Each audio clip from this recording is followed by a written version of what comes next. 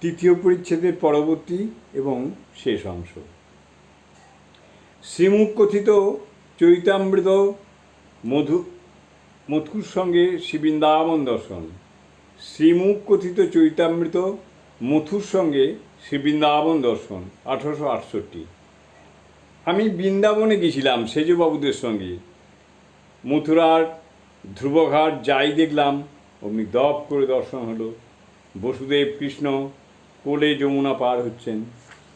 আবার সন্ধ্যার সময় যমুনা পুলিনে বেড়াচ্ছি। বালির ওপর ছোট ছোট খোড়ো ঘর, বড় কুল গাছ। গোধূলির সময় গাভীরা গোষ্ঠ থেকে ফিরে আসছে। দেখলাম হেঁটে যমুনা পার হচ্ছে। তারপরেই কতগুলি রাখাল গাভীদের নিয়ে পার হচ্ছে। যেই দেখা অমনি কোথায় কৃষ্ণ বলে বেহুঁশ হয়ে গেলাম। শ্যামকুণ্ড, রাধাকুণ্ড দর্শন করতে ইচ্ছা হয়েছিল। পালকি করে আমায় পাঠিয়ে দিলে।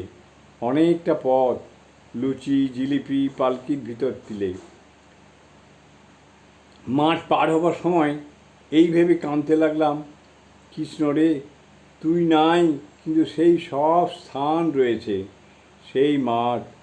তুমি গরু চড়াতে। হৃদয় রাস্তার সঙ্গে সঙ্গে পেছনে আসছিল। আমি চোখের জলে ভাসতে লাগলাম। বিয়ারাদের দাঁড়াতে বলতে পারলাম না। শ্যামকুণ্ড, রাধাকুণ্ডুতে গিয়ে দেখলাম সাধুরা একে একটি ঝুপড়ির মতো করেছে। তার ভিতর পেছন ফিরে সাধন বিজন করছে। পাছে লোকের উপর দৃষ্টিপাত হয়। দ্বাদশ বন দেখবার উপযুক্ত। বঙ্কু বিহারীকে দেখে ভাব হয়েছিল। আমি তাকে ধরতে গেছিলাম। গোবিন্দজিকে দুইবার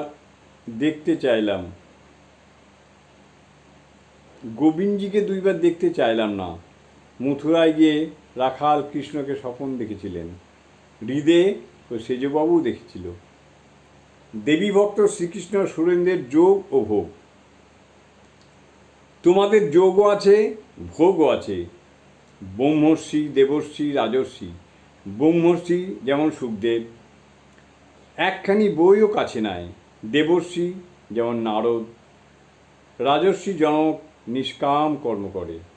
দেবী ভক্ত ধর্ম মোক্ষ দুই পায়, আবার অর্থ কামও ভোগ করে। তোমাকে একদিন দেবীপুত্র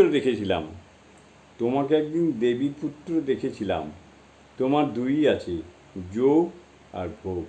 না হলে তোমার চেহারা শুষ্ক হতো। ঘাটে ঠাকুরের দেবী ভক্ত দর্শন, নবীন নিয়োগীর যোগ ও ভোগ। সর্বত্যাগীর চেহারা শুষ্ক। একজন দেবী ভক্তকে ঘাটে দেখেছিলাম, নিজে খাচ্ছে আর সেই সঙ্গে দেবী পূজা করছে, সন্তান ভাব। তবে বেশি টাকা হওয়া ভালো নয়। যদু মল্লিকে এখন দেখলাম ডুবে গেছে। বেশি টাকা হয়েছে কি না? নবীন নিয়োগী, তারও যোগ ও ভোগ দুই আছে। দুর্গাপূজার সময় দেখি বাপ বেটা দুজনেই চামর করছে। সুরেন্দ্র, আজ্ঞা, ধ্যান হয় না কেন? শ্রীরামকৃষ্ণ, স্মরণ মনন তো আছে। সুরেন্দ্র, আজ্ঞা, মামা বলে ঘুমিয়ে পড়ি। শ্রীরামকৃষ্ণ, ঘুম ভালো, স্মরণ মনন থাকলেই হলো। ঠাকুর সুরেন্দ্রের ভার লইয়াছেন, আর তাহার ভাবনা কি? জয় ঠাকুর, জয় ঠাকুর।